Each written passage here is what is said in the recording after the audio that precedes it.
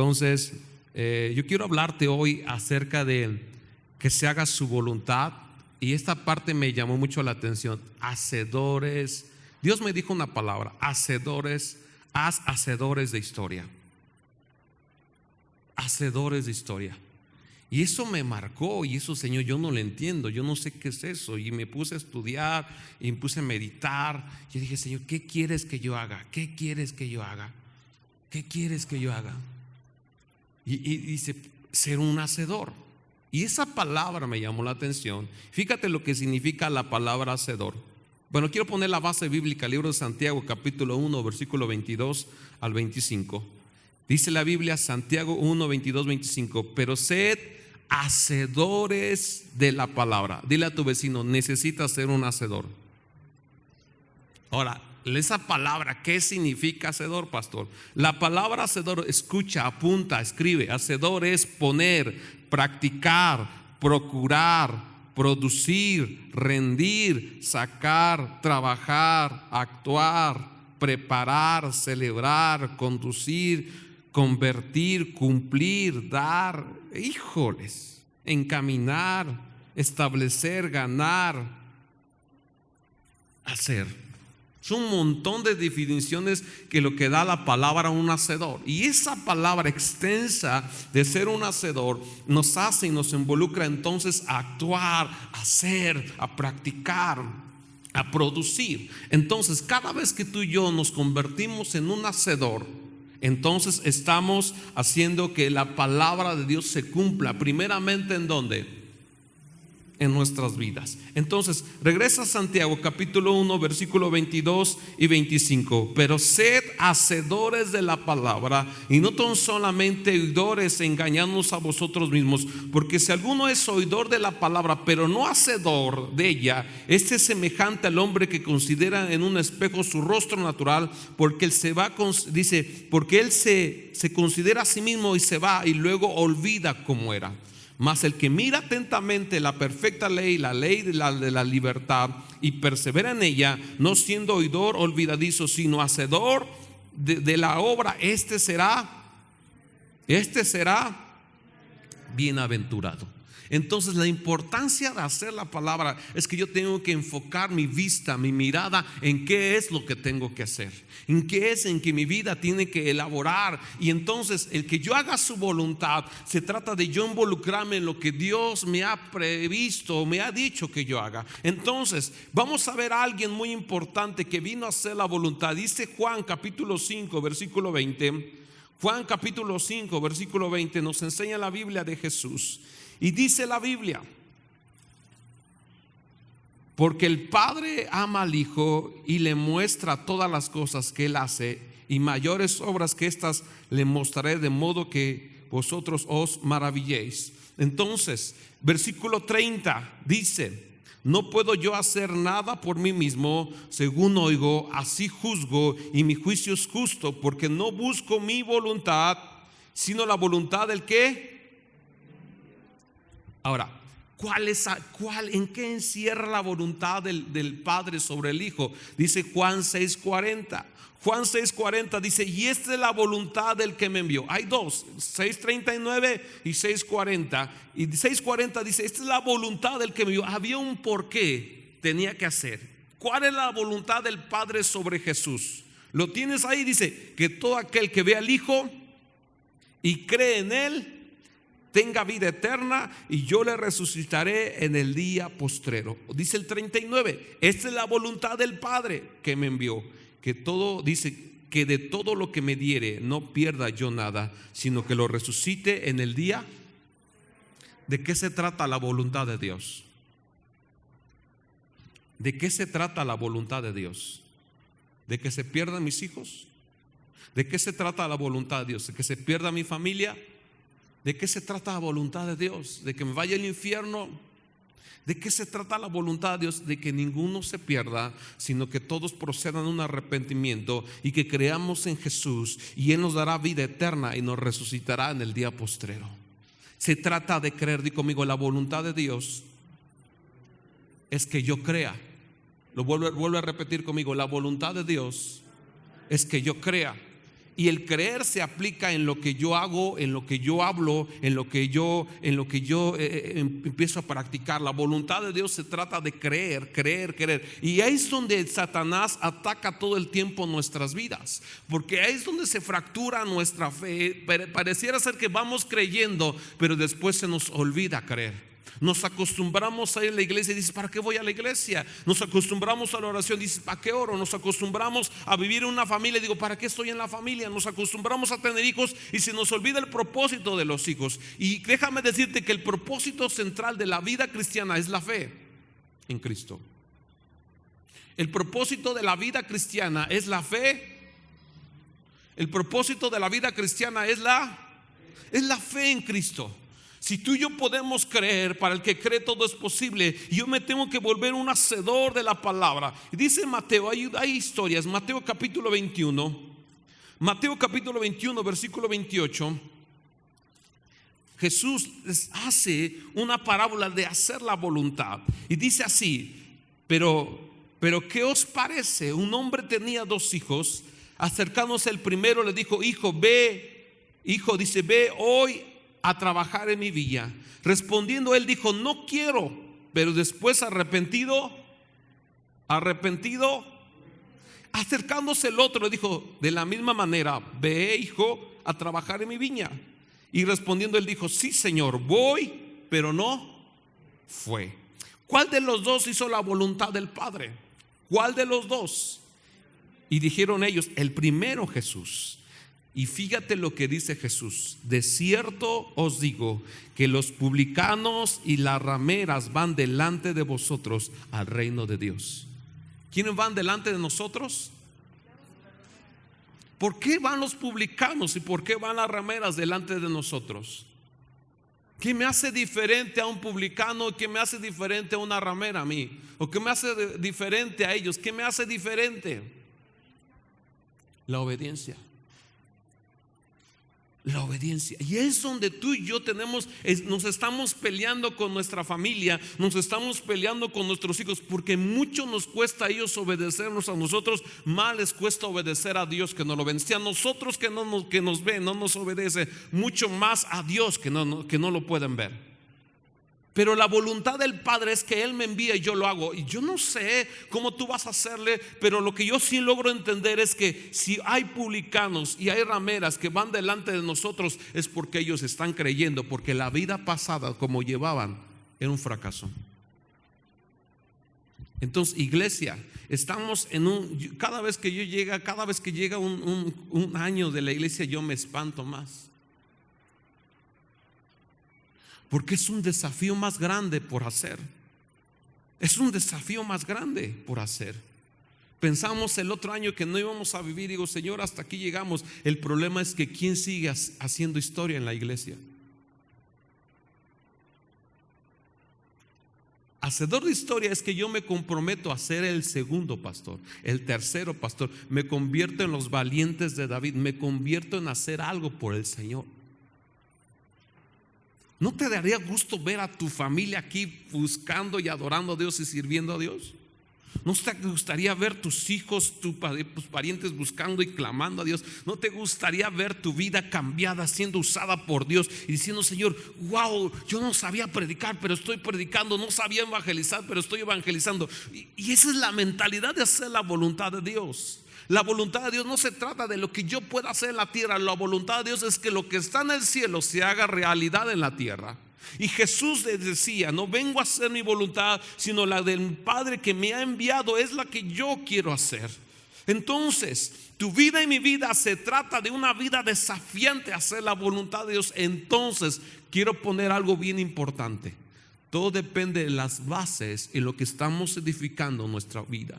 El Salmo 127, versículo 1 dice: si Jehová no edifica la casa, en vano trabajan las que la edifican. Entonces, ¿qué es lo que yo tengo que hacer para edificar? Y Mateo capítulo 7, esa historia te la sabes mucho, pero la ponemos en práctica poco. Mateo 7:24 dice: cualquiera pues que oye estas palabras y las hace, le compararé a un hombre prudente que edificó su casa sobre. para ser un hombre que ser un hacedor necesitas poder edificar. Lo vuelvo a repetir, para ser un hacedor necesitas poner cimientos. Y dice la Biblia, un hombre prudente que edificó su casa sobre la roca. Y ya te enseñé hace un rato que la fe es el fundamento de nuestra vida, la fe en Cristo. Y yo déjame decirte, esto es el fundamento. Y entonces todo lo que vas a poner encima del fundamento, todo lo que vas a poner arriba del fundamento, tienes que ser un hombre prudente. Te tiene que costar. Todas las piezas que van arriba del fundamento. Por eso es el hombre que es prudente, que edificó sobre la roca. Y esa palabra prudente es una persona sensata, es una persona que tiene capacidad, inteligente, hábil, sagaz. Eso significa la palabra prudente. Y esta palabra prudente dice, aquel que edificó sensata, edificó su casa sobre la roca, porque vienen tiempos de lluvia, vienen tiempos de viento, vienen tiempos de río, van a soplar contra nuestra casa. El problema es que tengo sólido en mi vida. Yo te voy a hablar de estos rápidos fundamentos. Número 1, la palabra de Dios. Y ahí todos nos topamos. Porque invertimos mucho tiempo en muchas cosas, menos en dónde. Tú te vas a dar cuenta cómo inviertes en la palabra. ¿Sabes cómo te das cuenta? En la manera que tú hablas. No, pastor, es que no se va a poder. ¿Por qué no se va a poder? No dice la Biblia que para el que cree todo le es posible. No va a sanar. ¿Por qué crees? Es que no siento. ¿Qué dice la palabra?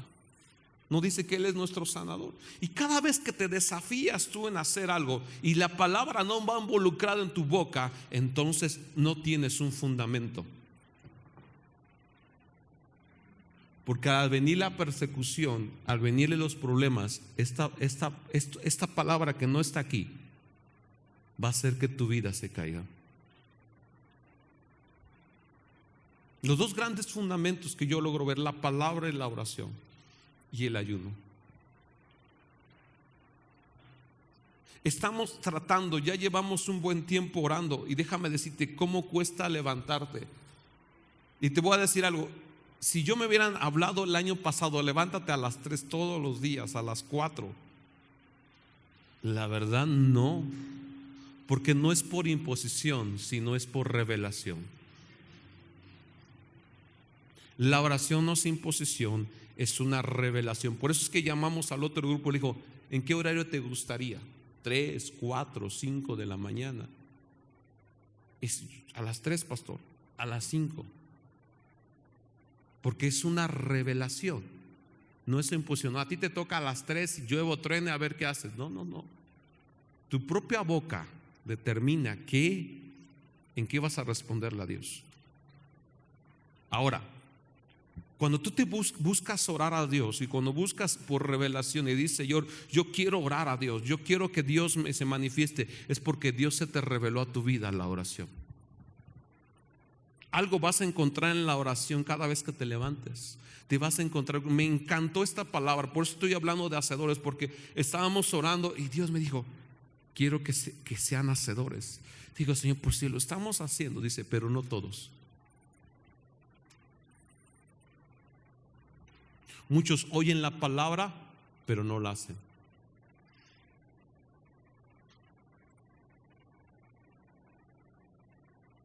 Si yo convocara la oración aquí a las 3 de la mañana, ¿quién vendría?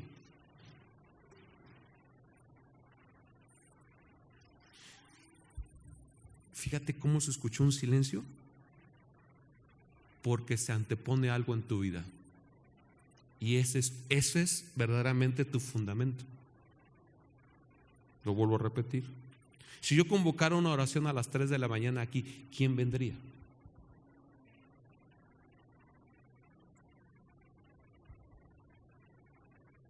Eso que tu corazón se está oponiendo, ese es tu verdadero fundamento. Porque no, ahorita, escúchame bien. ¿Dónde está Mari? Está ahí arriba. Mari, baja tantito, por favor.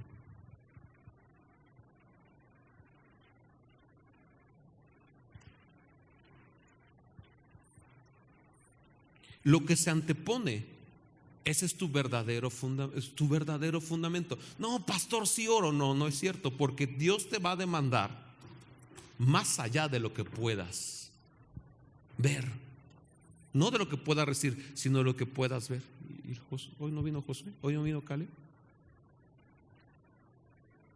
¿No vino Caleb? Ah, sí, el Caleb. Sí, el Caleb es el importante aquí es el Caleb. Ahora, di conmigo, hacedores. ¿Cómo yo detecto si tengo fundamentos? Cuando Dios me prueba. Por eso es que mi esposa hablaba de Job. Job tenía fundamentos. ¿Ya leíste lo que dice Job? Y te lo sabes muy bien. Job tenía fundamentos. Dice que él, dice capítulo 1 de Job, él oraba todos los días. ¿Por quién? Por sus hijos. Dice Job capítulo 1, versículo 5. Acontecía que habiendo pasado en turno los días del convite, Job enviaba y los santificaba y se levantaba ¿qué? Y ofrecía ¿qué? Conforme al número de todos ellos, porque decía Job, quizá habrán pecado mis hijos, habrán blasfemado contra Dios en su corazón. De esta manera hacía ¿cuántas veces? Job tenía fundamentos. Job tenía fundamentos. Ahora, ¿por qué traigo a Caleb y por qué traigo a Mari y a José? Aquí, acá, bueno, ahí enfrente. Para no. Mira, quiero que tú detectes esto. Cuando Caleb estaba enfermo, sus padres y todos nosotros orábamos, ¿sí o no? Por Caleb, Señor sano.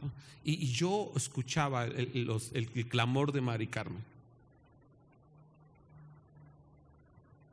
Pasados los días, que ya vemos a Caleb sano, pasados los días, ¿qué crees que nos pasa? Y nos pasa a todos.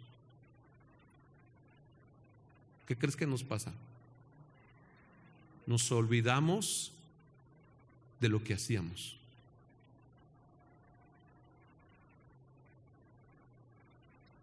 Porque como Caleb ya no está enfermo, ya no oramos. Pero si volviera otra vez a resurgir ¿qué harías, Carmen? ¿Qué harías? Volver. Y no es así la regla del fundamento. Yo no puedo edificar acá y decir, quito esta pared y dejo de construir. No, necesito construir y terminar. ¿Por qué el proceso de Caleb nos sirvió a todos?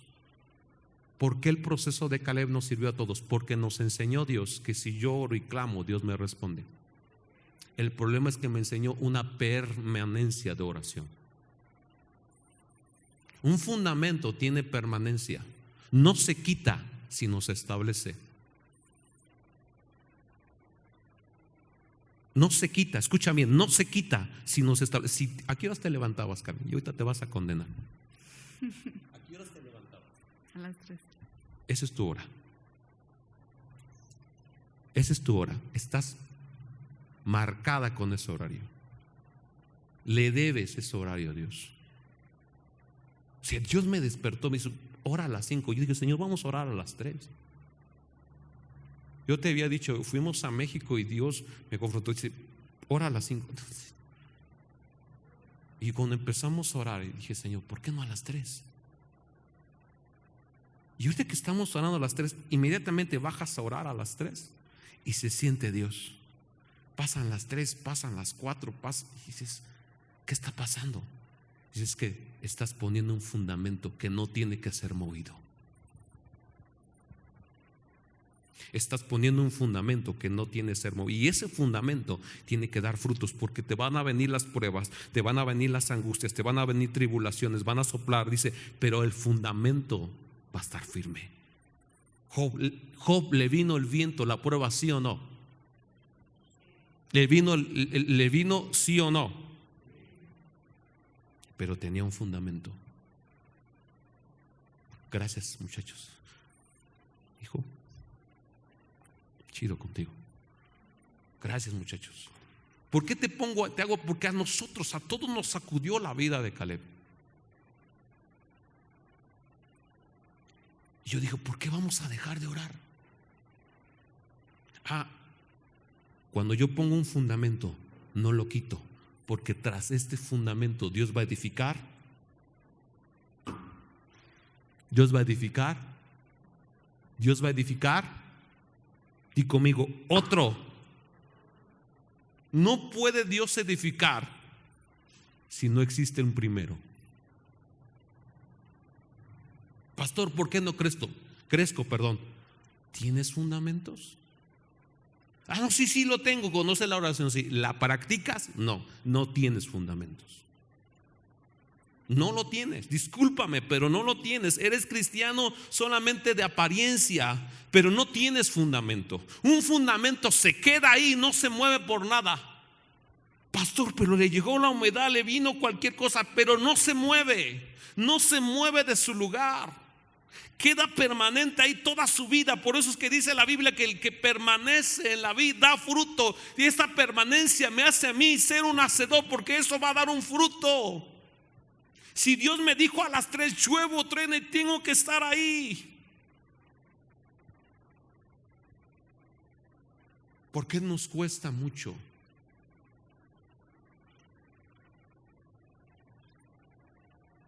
Porque no he entendido que tras de esa Dios va a edificar otra cosa. ¿No has entendido? Si no pones el primero, no viene el segundo. Y si no pones el segundo, no viene el tercero. Qué gloriosa presencia se siente en la madrugada. Yo dije, Señor, wow, ¿qué más? Y Dios dice, convierte en un hacedor, porque no solamente vas a trascender ahorita, vas a trascender en tu historia.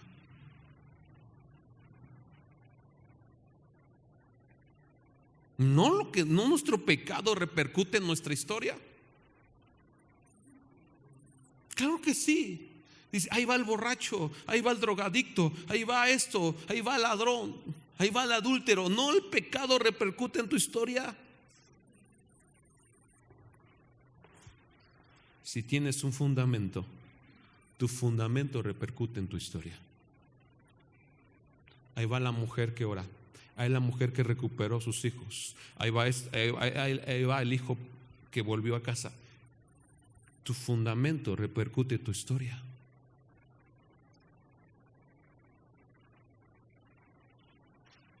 No me digas, pastor, ayúdame a orar. No, necesitas pararte tú en la brecha. Yo me paro en la brecha y oro por ustedes y oro por mi familia, pero yo necesito hombres que en su propia casa tengan fundamentos. Que tú puedas experimentar como Job, que él puso el fundamento y dice que él oraba por su familia todos los días y decía, Señor, quizá habrán pecado mis hijos, y hacía todos los días, y dice que Dios lo presumió. ¿No has visto a mi siervo Job? No hay otro como él.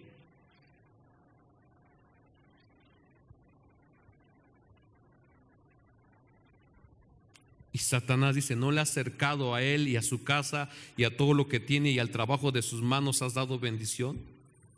¿Cuántos quieren ser? Porque vamos a entrar en las semanas siguientes a que Dios bendiga el pan nuestro, damos cada día.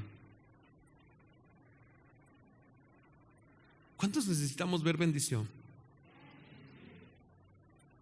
Para ver bendición necesitas un fundamento. Porque Dios lo presumió y Satanás vio la bendición. No le has acercado a él y a sus manos has dado bendición. ¿Por qué era bendecido Job? Vuelvo a preguntarte, ¿por qué era bendecido Job? Porque tenía un fundamento de oración todos los días. Oraba por su casa, oraba por sus hijos, oraba por todo lo que tenía. Todos los días hacía sacrificio. Escucha bien, ofrecer sacrificio es que mataba un animal y lo ofrecía a Dios. O sea, si hoy lo pasamos a nuestros días, es que todos los días agarraba dinero y lo daba y lo presentaba, y él sabía dónde iba a invertir, especialmente en Dios. Hoy en nuestros días, yo te digo, sacrifica 2,000 pesos cada día. ¿Cuánto cuesta un buey? ¿Cuánto cuesta un cordero? Sacrifica todos los días 2,000 pesos para Dios. Porque los vamos a pasar a números de hoy. Sacrifica todos los días 2,000 pesos.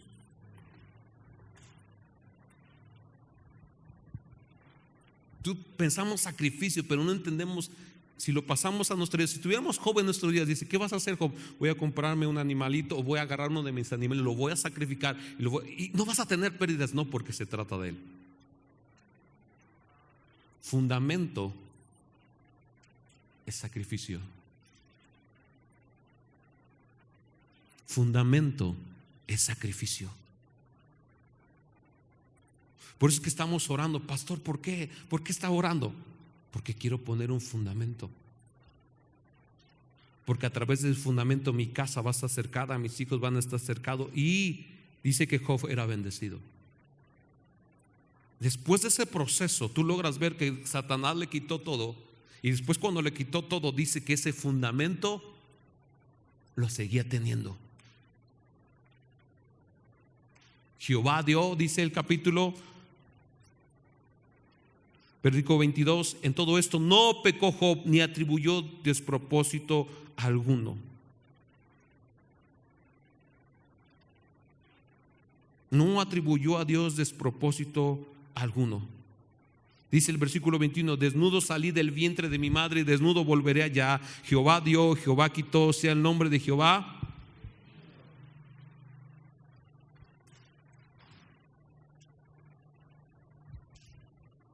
No tengo trabajo, pastor. No tengo dinero. ¿Qué estás haciendo? Pues tengo que ir a trabajar, porque si no voy a trabajar no tengo. ¿Y qué cree? Ya no voy a ir a la iglesia.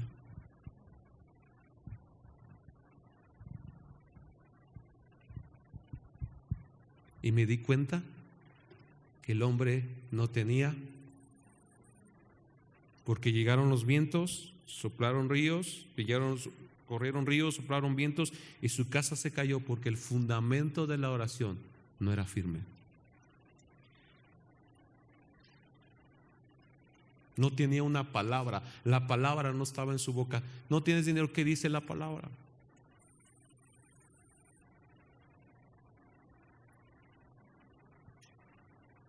Eso es lo que caracteriza un hombre que hace la voluntad, que permanece en la roca que es Cristo y tiene un fundamento, y sobre ese fundamento se edifica otro y se edifica otro y se edifica otro, y cuando viene la tempestad tiene algo resistente sobre su vida. Golpea con ímpetu todo el problema, todo lo que Satanás quiere derribar, y no pasa porque tengo un fundamento sólido. Mientras más el diablo quiere golpearme, más oro. Mientras más el diablo quiere destruir, más creo la palabra. Mientras más lo que Dios quiere hacer, más estoy firme, más busco a Dios, más adoro a Dios. Dios me estuvo hablando, dice: Señor, quiero que adores. Yo dije: Señor, ¿qué tengo que hacer? ¿Cómo le hago?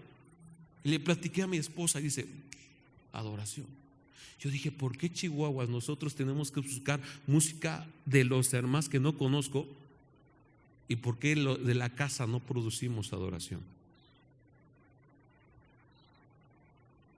Esta banda que tú ves no produce adoración. Desgraciadamente esa es nuestra vida. No producimos adoración y tenemos toda la herramienta posible. Tenemos el desafío de que estos se vuelvan, que nuestro Zoom esté cargado de adoración de ellos.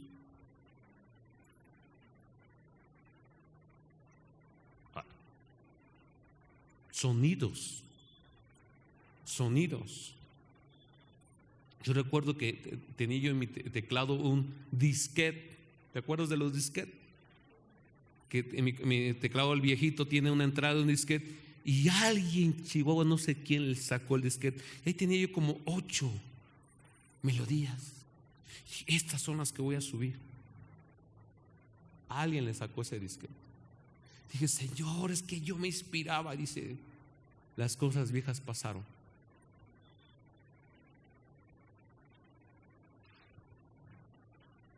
Vuelve a empezar. Y muchos de nosotros los que estamos aquí tenemos que volver a empezar. Tenemos que volver a empezar. Si no orabas, ¿qué tengo que hacer? Pero en serio, porque el problema va a venir, como vimos con Caleb, y eso con Caleb puede pasar en cualquier persona. El cáncer va a venir. Y yo tengo que estar preparado para cualquier cosa que venga. Preparado para cualquier cosa que venga. ¿Me ayudas, Dudín, por favor? Ahora, quiero marcarte un pasaje por el cual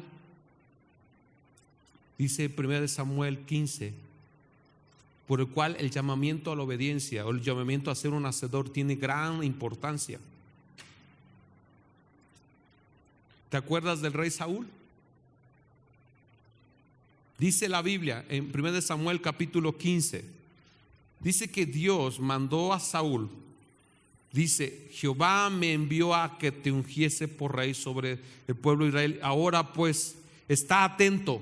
Fíjate, estar atento quiere decir, vas a hacer algo. Pon atención. Así ha dicho Jehová de los ejércitos, yo castigaré lo que hizo Amalec a Israel al oponerse al camino cuando subía de Egipto. Ve pues y hiere a Amalec. Destruye todo lo que tiene, no te apiades de él, mata hombres, mujeres, niños y aún los de pecho, vacas, ovejas, camellos y asnos.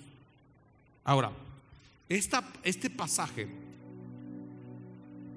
de destruye a Amalec es porque Amalec se había puesto en el camino cuando ellos subían. Y le digo en el libro de Números, capítulo 17, que iba a haber una lucha entre Amalec y el pueblo. Y dice la Biblia, hiere todo. Ahí estamos leyendo 1 Samuel, hiere todo. Y Saúl no obedeció la palabra. Yo te pregunto, ¿por qué nos cuesta mucho obedecer a todos?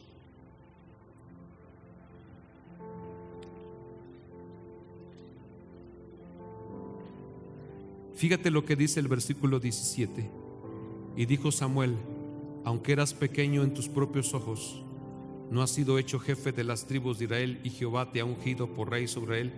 Y Jehová te envió en visión y dijo, ve y destruye a los pecadores de Amalec y hazles guerra hasta que los acabes. ¿Por qué pues no has oído la voz de Jehová, sino que vuelto el botín has hecho lo malo ante los ojos de Jehová? Fíjate lo que dice Saúl. Y Saúl respondió a Samuel, antes bien y fui a la misión que Jehová me envió, y he traído a Agag, rey de Amalec, y he destruido a los amalecitas. Mas el pueblo tomó el botín de ovejas y vacas y las primicias del anatema para ofrecer sacrificios a Jehová.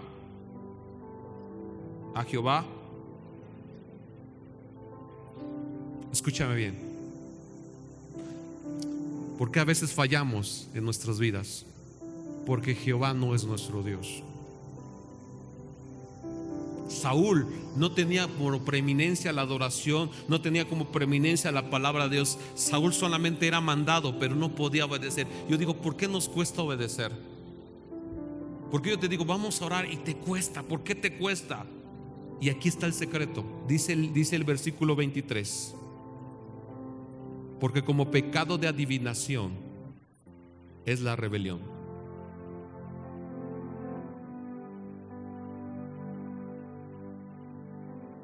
Y como ídolo e idolatría, la obstinación. Hay dos pecados: el pecado de rebeldía y el pecado de obstinación. El pecado de rebeldía es como que estuvieras practicando brujería. ¿Te acuerdas que fue a buscar a la bruja o a la Vina de Endor? Él echó fuera a los adivinos y terminó Pero la pregunta que yo me hice hace tiempo: Señor, ¿por qué fue a consultar a una divina? Dice, y la Biblia dice, porque Dios no le respondía. Y te voy a decir algo: no es que haya suscitado todo eso, sino que ya estaba en su corazón. Desde el momento, escúchame bien, desde el momento en que no obedeció a Dios, se le metió el espíritu de adivinación.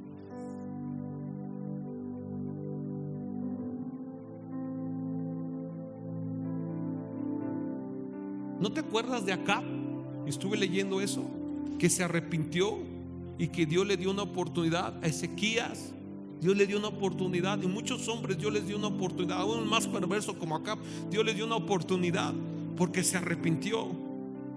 Si uno le podía dar una oportunidad a Saúl, le podría dar una oportunidad, porque no habla de la vida de Saúl. Dice que procuró con lágrimas recuperar su bendición y no la pudo.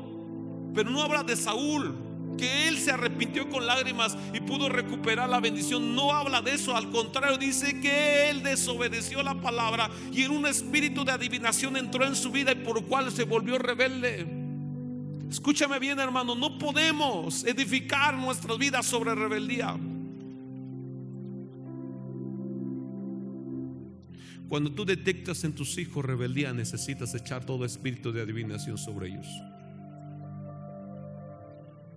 No es normal, escucha bien, no es normal que nuestros hijos se rebelen, mucho menos que nos contesten. No es normal que tú te rebeles al pastor, a la autoridad, a tus padres. No es normal, es un espíritu de adivinación que te hace salirte del fundamento que es Cristo.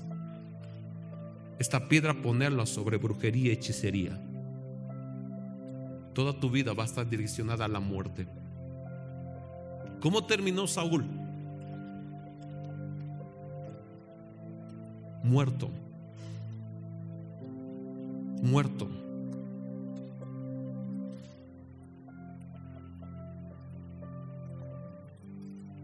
Cada vez que tú y yo queremos las cosas de Dios y agradar a Dios, nuestra vida va a estar siempre en una lucha espiritual, y no vamos a ver a Dios por ningún motivo si no le permitimos a Dios que venga a gobernar nuestras vidas. Dice Primera de Crónicas 10:13: así murió Saúl. Y fíjate lo que dice la Biblia: así murió Saúl. Y dice, ¿por qué murió Saúl? Dice, por su rebelión con que prevaricó contra Jehová y contra la palabra de Jehová, la cual no guardó. Y número 2, por consultar y no.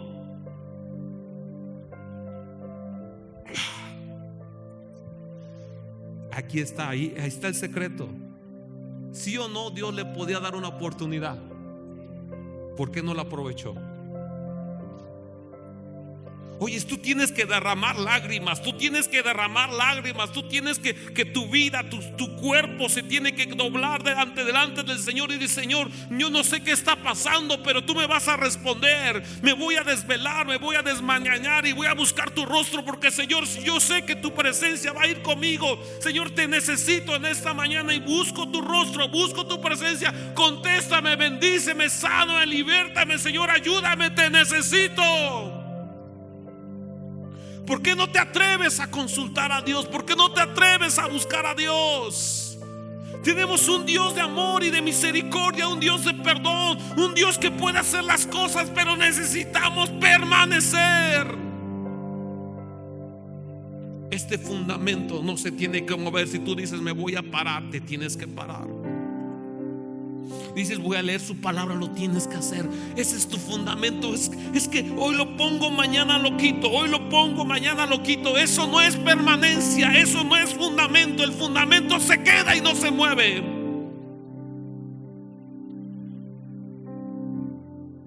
Es que hoy no tengo ganas, pastor. No es de ganas, es de determinación.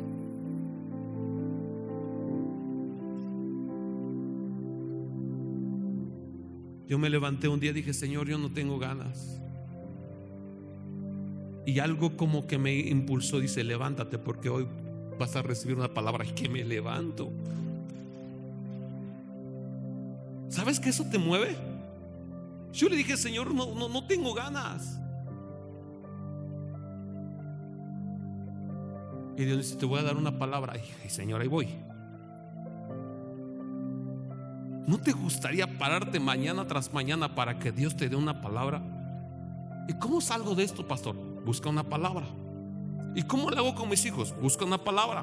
¿Y cómo le hago con mi matrimonio? Busca una palabra. ¿Y cómo le hago con la bendición? Busca una palabra. ¿Y cómo recupero mi sanidad? Busca una palabra. ¿Y cómo salvo mi familia? Busca una palabra. Busca una palabra. Busca una palabra. ¿Y cómo crezco? Busca una palabra. ¿Y cómo siento gozo? Busca una palabra. ¿Y cómo adoro? Busca una palabra.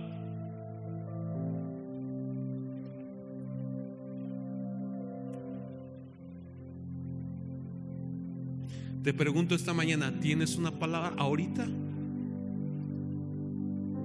Silencio allá arriba.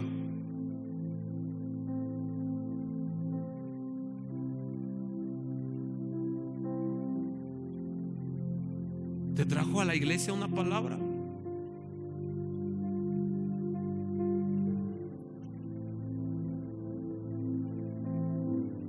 Pastor, ¿por qué es así? Digo, porque Dios me está enseñando que yo tengo que tener un fundamento, porque de seguro el problema va a venir, la enfermedad va a venir, la circunstancia de seguro va a venir. No me dijo que no, va a venir. El problema es que estoy listo, estoy preparado, estoy firme, tengo un fundamento, tengo oración, estoy ahí, tengo una palabra, estoy creyendo, estoy alerta, estoy vigilante.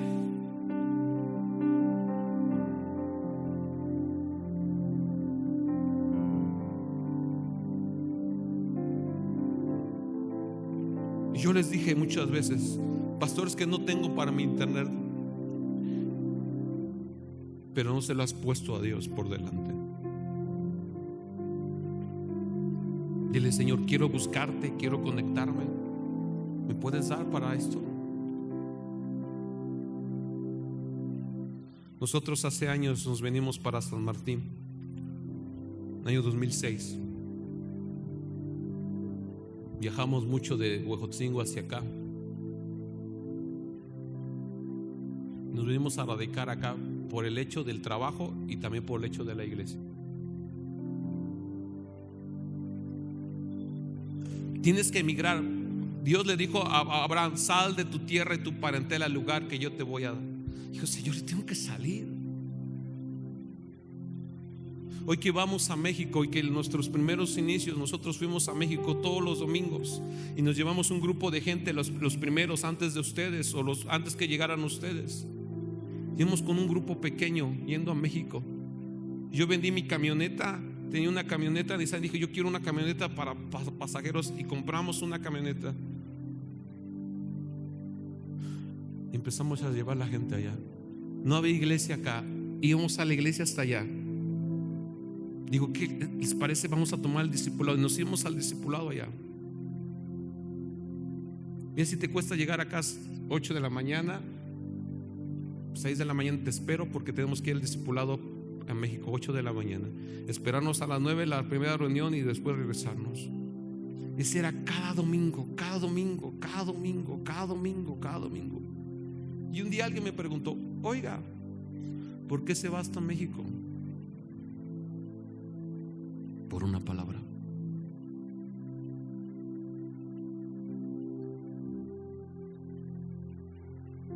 Gastaba yo más de lo que ganaba. Trabajaba yo solamente para la gasolina, para ir, porque es gasolina y casetas. Esa camioneta comía como loco la gasolina. Solamente trabajaba yo para la gasolina.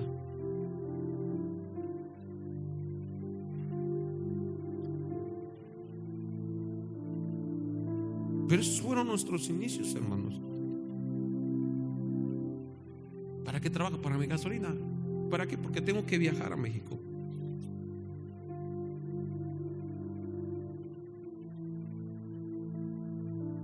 Yo tuve que por 5 años tuve que poner un fundamento. Por 5 años. Dime tu fundamento.